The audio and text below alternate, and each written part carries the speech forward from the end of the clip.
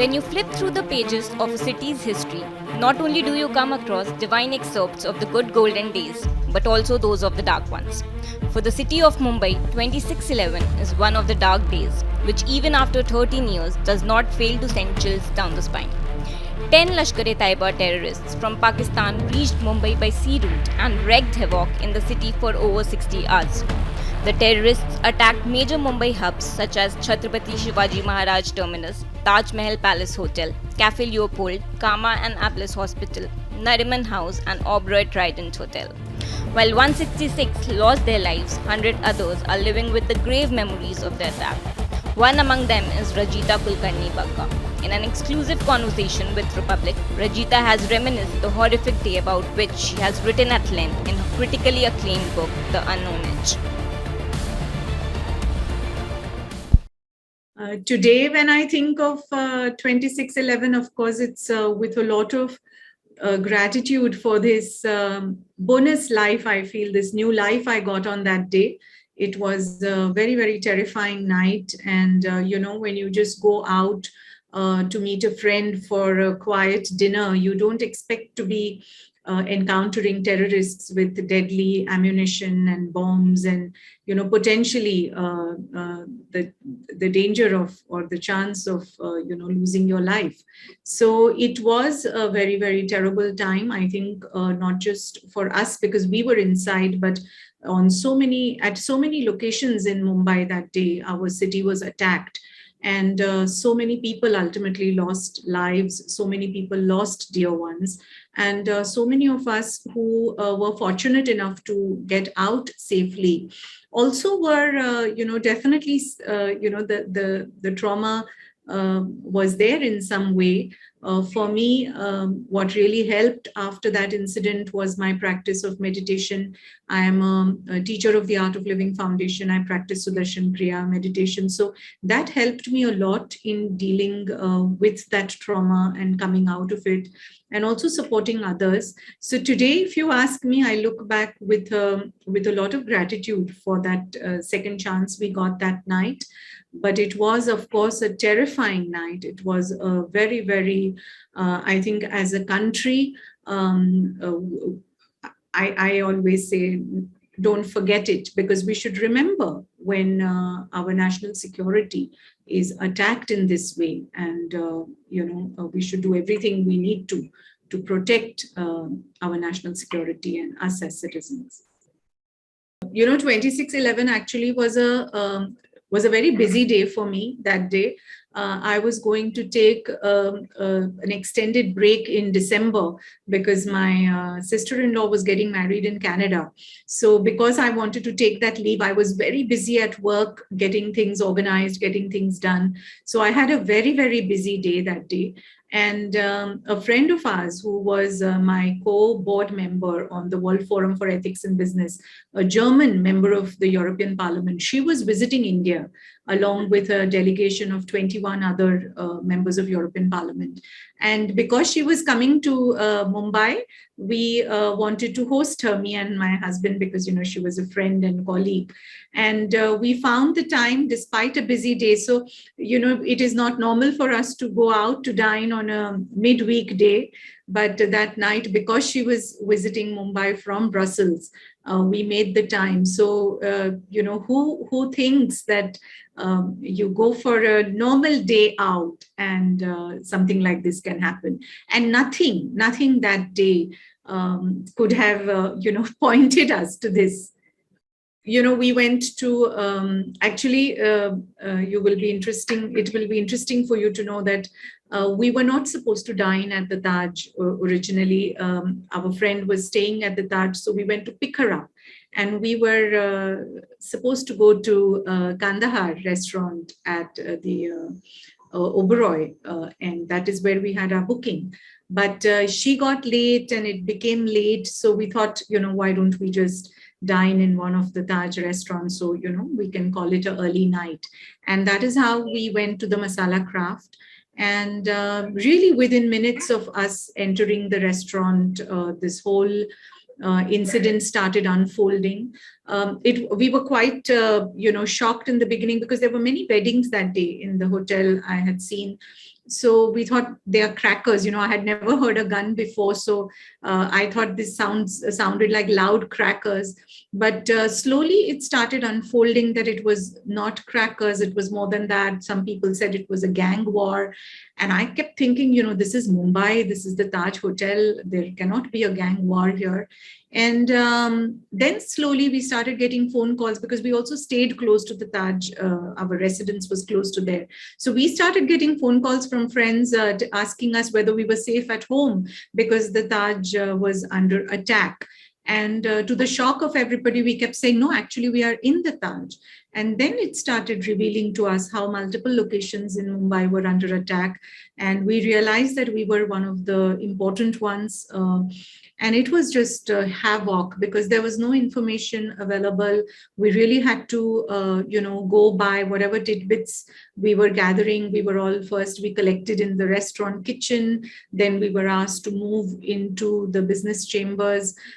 So we walked through the whole back alleys, and there we were all there together. Then we were asked to vacate from there, and that is when we really encountered them in a big way, because people started walking out, and it appeared like the terrorists got a hang of it, and they came very close to us.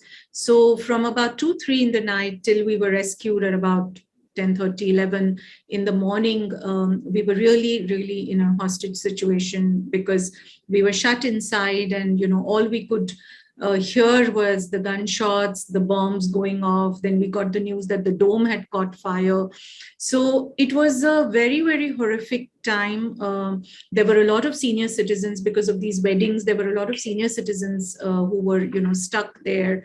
A lot of corporate seniors. There were many board meetings happening, so there were a lot of corporate seniors. A lot of other normal, evening hotel goers, residents of the hotel. So it was really, and nobody had any information better than the others. So it was like we were trying to support each other with whatever and however we could.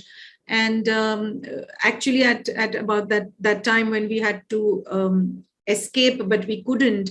One of the Taj Hotel staff got hit in the stomach with a bullet, and he was pulled into one of the smaller rooms we were hiding in. So to have a person with us who was literally, on his last breaths, it was very, very traumatic, and it was very scary. I can say that to you very.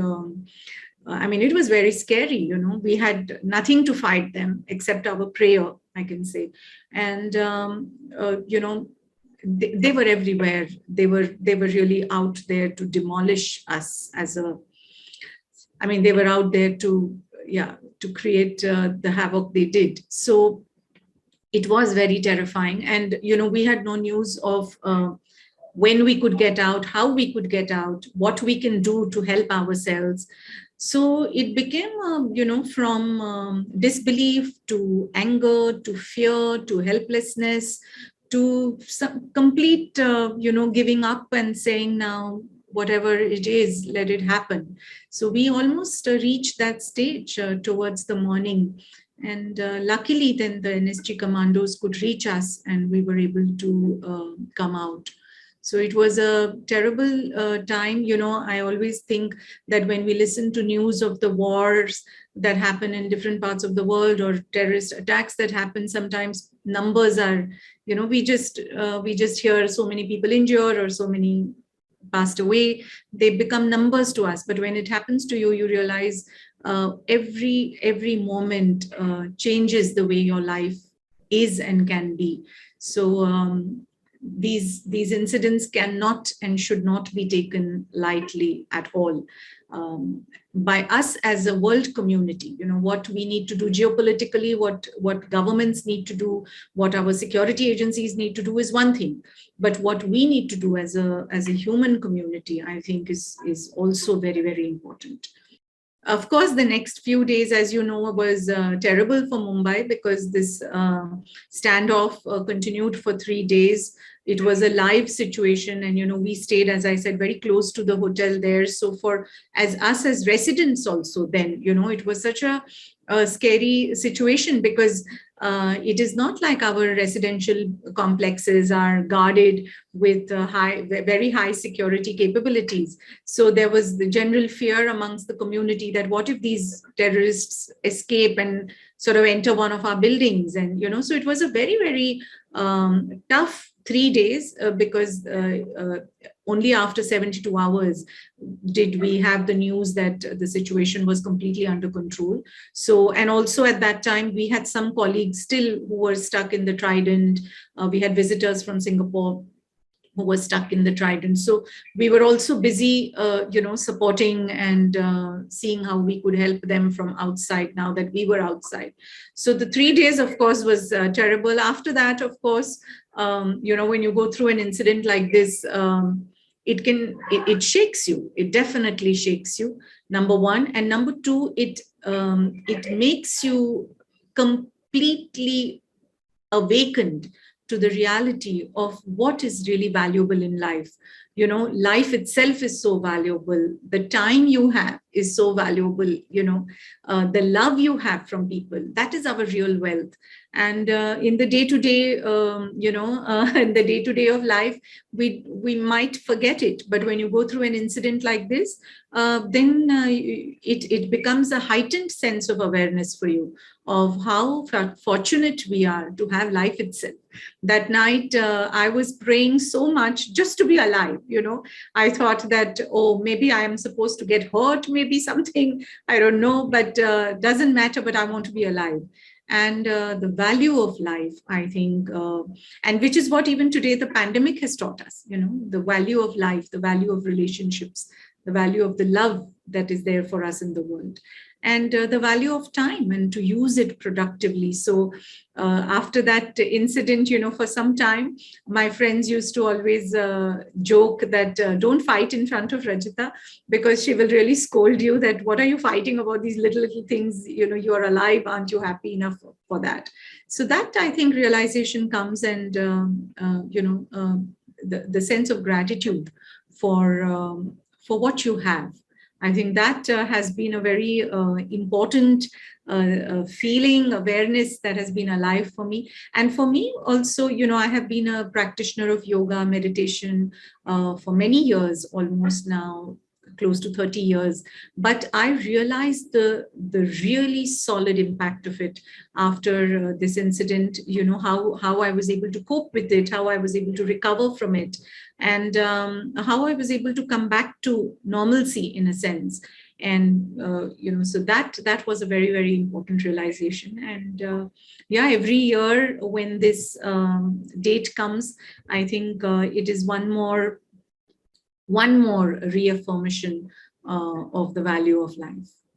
Thank you for asking me about my book, which you can see here, The Unknown Edge. With everybody's good wishes and God's blessings, it became a bestseller #1 on Amazon in the true account category. So I'm very grateful for the love all the readers gave it. And in fact, this book is it is my attempt to share with the world the positive that happens in our life. If you notice around us, it is very easy for us to talk about what's not working in our life, right? We say this is not okay, that is not okay.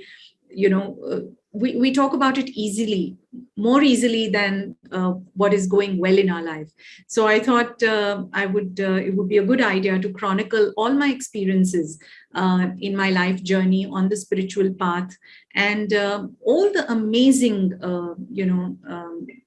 blessings, some miracles, some mystical experiences, and talk and help people realize that there is some higher power, no matter how tough the moment in our life, and we have all these last 2 years again, with the pandemic. I mean, all of us in some way or the other have experienced such deep pain and loss.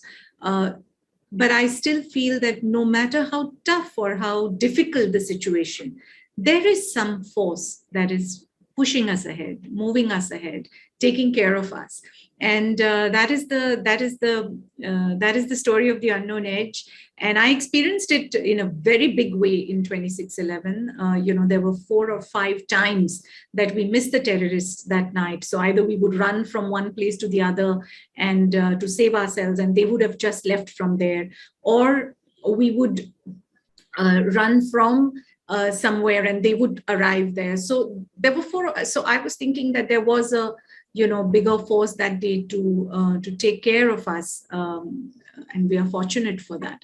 So I have written about that, and I have got amazing responses from the readers that so much of hope and faith and positivity got rekindled and ignited in them after reading the book. So I'm very, very happy to hear these responses. Yeah, sure. I can do a short reading. Actually, I start the book with the chapter on 26/11, and I will read some small excerpts of it because reading the whole chapter might take a little long. Yes. So I'm reading chapter 1 from the book, The Unknown Edge, A Mystical Journey of Self-Discovery. The chapter is titled, I Want to Live. We were at Masala Craft, the Indian restaurant of the Taj Mahal Palace Hotel in Mumbai. The occasion was a traditional Indian dinner to host our friend Erika Mann, a German member of the European Parliament, visiting India with a delegation of 21 other MEPs. While poring over the ornate menu card to decide what to eat, thunderous sounds of a series of explosions jolted us. The unexpected ear-splitting boom quickened my breath, and I closed my eyes to collect myself. I assumed that the guests at one of the weddings that I had seen listed at the reception were bursting crackers. But my husband Ajay had already leapt from his seat and was shutting the doors of the restaurant. I was shocked. What was happening? This was so uncharacteristic of Ajay. Even the hostess serving our table seemed taken aback. Just then, we heard another series of deafening blasts. These were definitely not crackers. I had never heard such terrifying sounds before. Erica looked panic-stricken. These are gunshots from large guns, she whispered, her face ashen. How could this be? I heard someone say gang war. Everybody was talking at the same time. A gang war in a hotel? This was unheard of, not in my city. Ajay began checking his BlackBerry for some news updates when he saw an email from one of his Singaporean colleagues staying at the Trident Hotel, informing him that the hotel had been attacked by terrorists. This was insane. How could both the Taj and the Trident be under attack? Someone shouted, the Oberoi has also been attacked. What was happening really? News was pouring in from all quarters. There were so many questions flying around. Our eyes met. Ajay was thinking, who was attacking us? From where had they come? Why were they attacking us? I'm going to reread this. There were a lot of questions flying around. I looked at Ajay. Our eyes met. We reflected the same questions. Who was attacking us? Where were they from? Why were they attacking us? More news started coming in. The Leopold Cafe, Mumbai's train terminus, so many locations were under attack by the terrorists. In no time, the sounds outside our door grew louder. The smell of smoke became stronger by the minute. We could all choke soon. Someone suggested that we jump out. Someone else suggested we sit down. There was so much uncertainty. Around the same time, about 2 a.m., the hotel staff announced that we could be evacuated from the place we were hiding in the chambers. I was quite surprised because from all the sounds we were hearing, it appeared that the terrorists were close to our location. How would we be safe while we escaped? No one had any information, so we had no choice but to follow instructions. It is during calamities that the true face of our humanity comes to the fore. As soon as the staff made the announcement, some men scampered and got ahead. A few elderly ladies in wedding finery and high heels began rushing towards the exit. Everyone wanted out at once.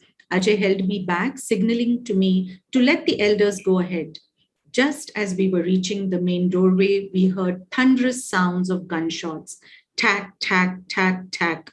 It was as though the shots were being fired right next to us. The sounds made those scrambling to get out break into a mad stampede. Some stumbled, some fell, others dashed ahead. The creme de la creme of Mumbai were doing their best to hang on to their lives. Somehow we dashed into one of the smaller meeting rooms. Someone pulled in one of the maintenance staff of the hotel. He had a couple of bullets in his stomach. The air was now thick with fear. Gunshots continued. Smoke started creeping in through the gap between the door and the floor. Every time a bomb went off, the building shuddered and tremors ran up our bodies. Death was just a few meters away. My heart was beating so fast, I thought it would jump out. Ajay put his arms around me to console me. A zillion questions assailed me. Why were we stuck here? What had we done? When would we get out? Would we? What if we didn't? Is this it? My stomach began growling. I wanted the horror to end that very moment, but it was nowhere close to abating. Resigned to our fate, I slumped lower behind the table that was hiding us when my phone screen began flashing. It was Gurudev. I wanted to speak to him but couldn't say a word. In a gentle, loving voice, he said, Jai Gurudev, Rajita. My already racing heart leapt up to my mouth and a bolt of energy rushed up my spine. I sat upright from my crouching position, fumbling to hold the phone in a way so that Ajay too could hear what he was saying. Though exhausted, I sensed my racing pulse, my quickened breath, and my beating heart, some signs of life. In that instant, my whole being was uplifted. Tears started rolling down my cheeks. I wanted to live, really, how I wanted to live.